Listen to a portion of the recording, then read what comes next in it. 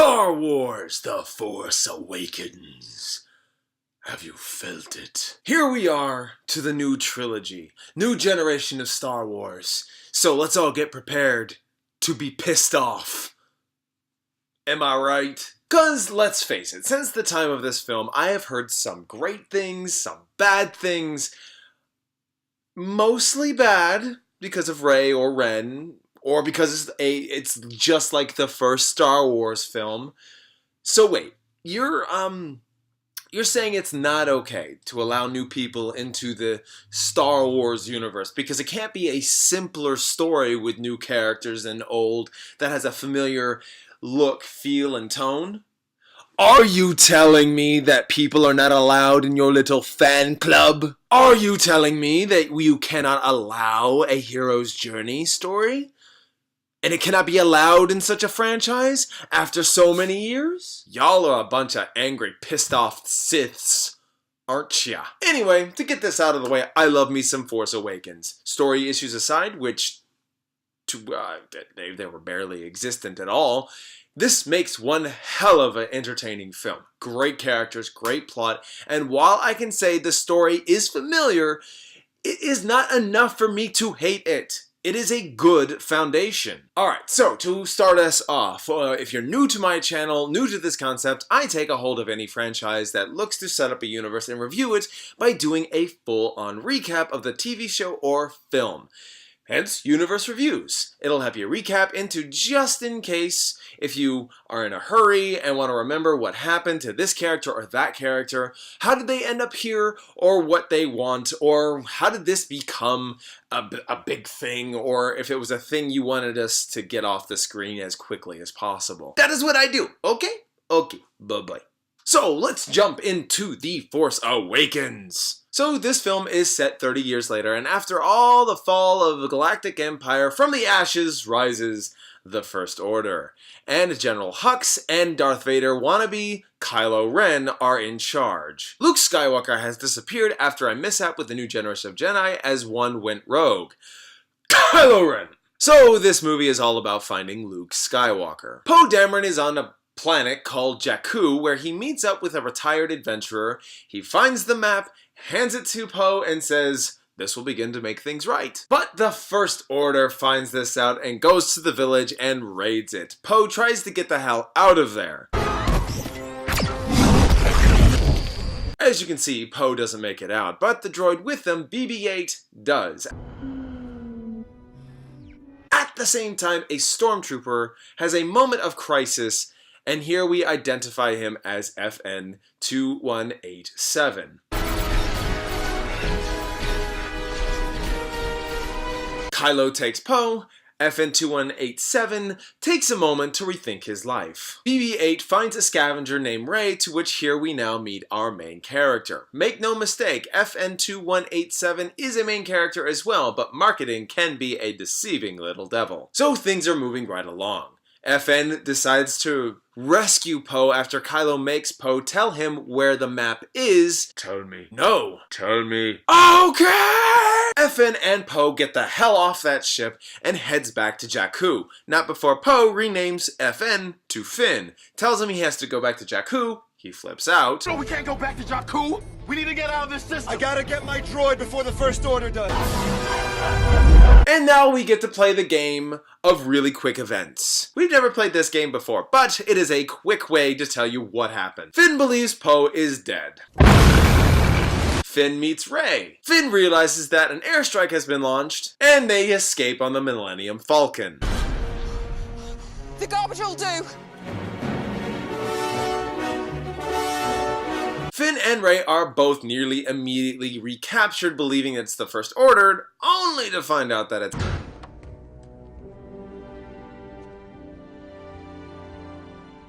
Chewie, we're home. And here ends the game real quick events, because all the stuff with Han is really good. And if it was just entertaining to begin with, it is highly entertaining with Han.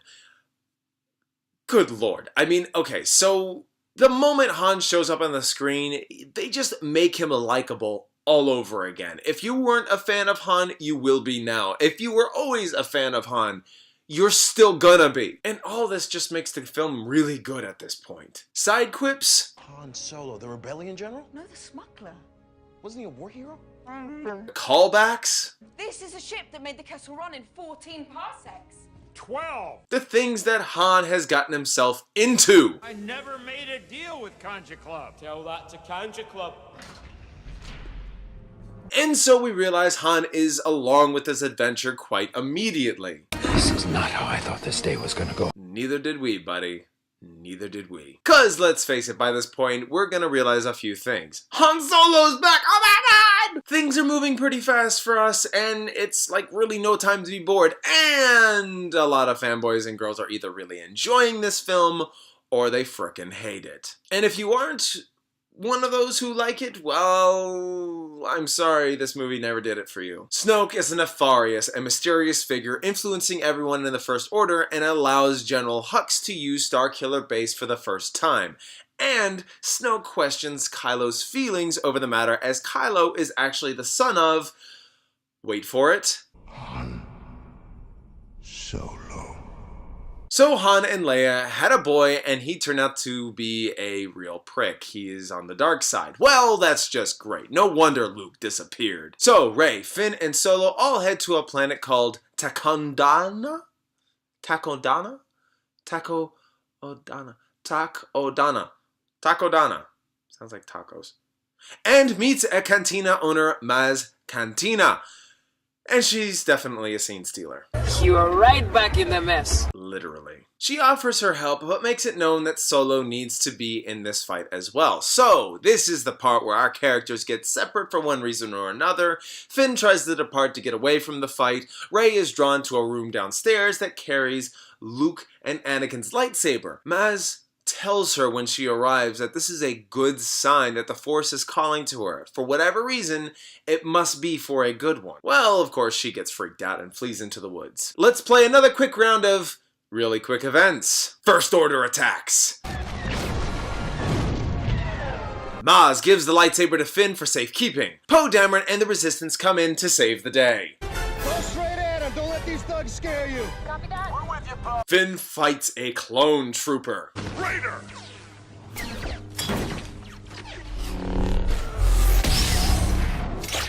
Ren obtains Rey in the woods. He then takes her to extract information out of her. He then retracts the troopers and leaves. The fighting is over, but we now finally get a reunion we've been wanting to see since this movie began.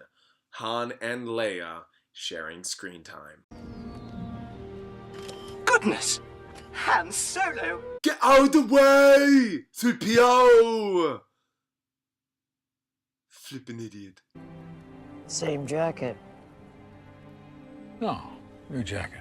Some of their bickering is still here, but it's not as much in the old trilogy. And this is where we begin to see that Rey could be very well possibly a overpowered character.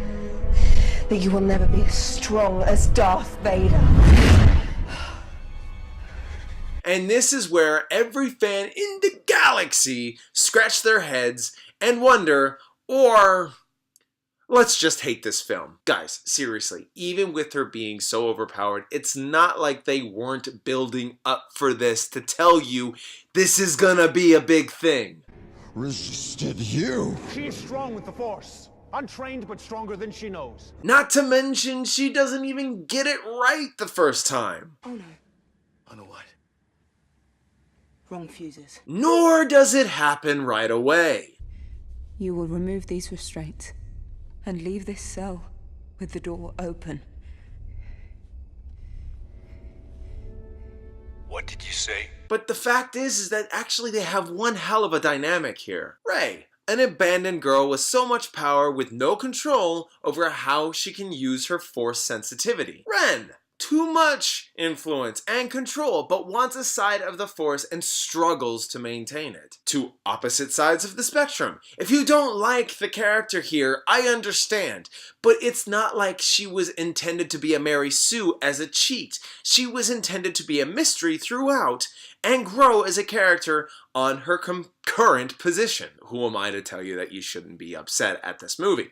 But it's okay. It's just a movie. So the Resistance finds out that Starkiller Base is a threat and know how to bring it down. Hello, A New Hope callback. Finn knows how to disable the shields. Han and Chewie go with, but not before, of course, Leia talks with Han about their son. There's still light in him, I know it. So our team heads to rescue Rey, disable the shields, and hope to bring back Ben Solo alive. You know who I'm talking about. So with all that said, our team has to race against the clock to get all of this done. They do find Rey, set the charges, Resistance engage, and we now get the most emotional, impactful scene, I think, this entire saga, if not just this movie, has to offer. Han confronting Kylo. Okay. There's only one of two ways this movie can play out with this situation, and one of them is Han being successful. And how many, by a show of hands, actually believe that he would be successful? I see a few. Okay, well, guess what? Me too. This is easily the most tense scene in the movie. Seeing it coming or not, this is almost hard to watch because it's screaming at you, this will not go the way you think! But you can see that Kylo is facing a difficult choice, thusly,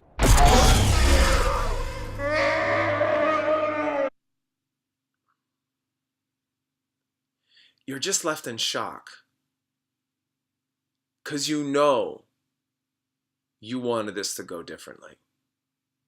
And Chewie's reaction kills me.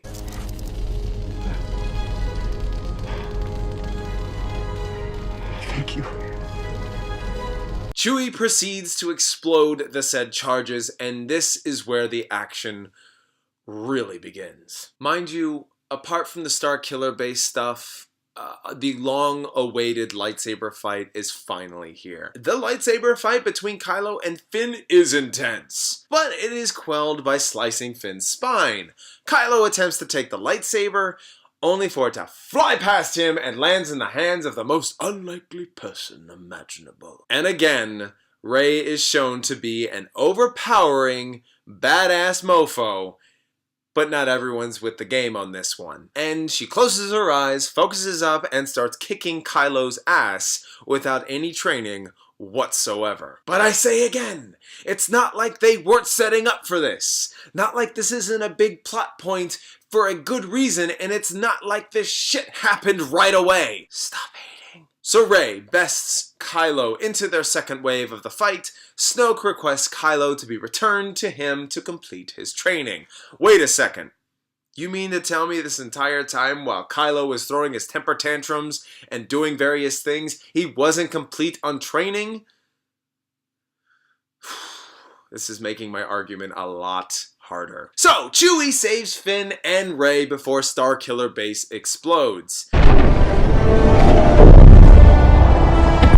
So everyone reunites at the Resistance base to find out where Luke is, thanks to R2 coming to life at the right possible time, and BB-8 being nearby at the time, and of course, they pieced together the map quite well. I'm sorry, but I feel R2's kind of a butthead at this point. He could have woken up at any given time, I think. Could have saved Han's life, but I don't think droids feel remorse. Rey goes along with Chewie to confront the whereabouts of Luke, and here we get the biggest tease, cliffhanger ending Star Wars has ever given us since the end of Empire.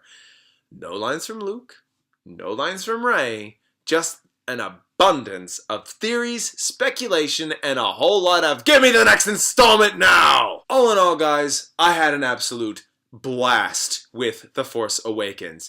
If I had a list and I ranked them A New Hope and The Force Awakens would be high up there. I love these films so much. Yes, the story does set up and leaves you desiring more. Maybe they weren't played right in your eyes, but I honestly believe that this trilogy is setting things up and we just need to be patient, just like the rest of the fans back in 1977 through 1983. You had to build up your ideas of Darth Vader being the most ultimate badass in all of Star Wars. In small doses, you hear, find out, and see Luke's parentage. This new trilogy is no different. So, like all good Jedis, they need to be patient. But if you're a Sith in this whole situation, just know that the Force is calling to you to choose another path. So I hope you all are ready for my review for The Last Jedi. This is coming out tomorrow, and I hope you are ready. It's not really late, so much as that I really wanted to take my time and process this film, and I need to see it a second time. But the review will be more of a review, nothing to do with universe reviews, but a different style, which is my trailer to film. It takes the aspects of the trailer and tells you what holds up, does the feel go well, and are you overall lied to, as well as did you get a good experience from watching the trailer to the film. All in all, it will be on my channel come tomorrow, so keep an eye out for it. Thank you all so much for watching, and I really do appreciate it. And actually, I would love these universe reviews to be a part of your world. So if you can, please hit that like button. And if you really enjoyed this, subscribe to help further the cause of this universe reviews. And if you really enjoy recaps like this, you best bet that there are more coming your way. Thank you all again so much for watching. And as always, until next time.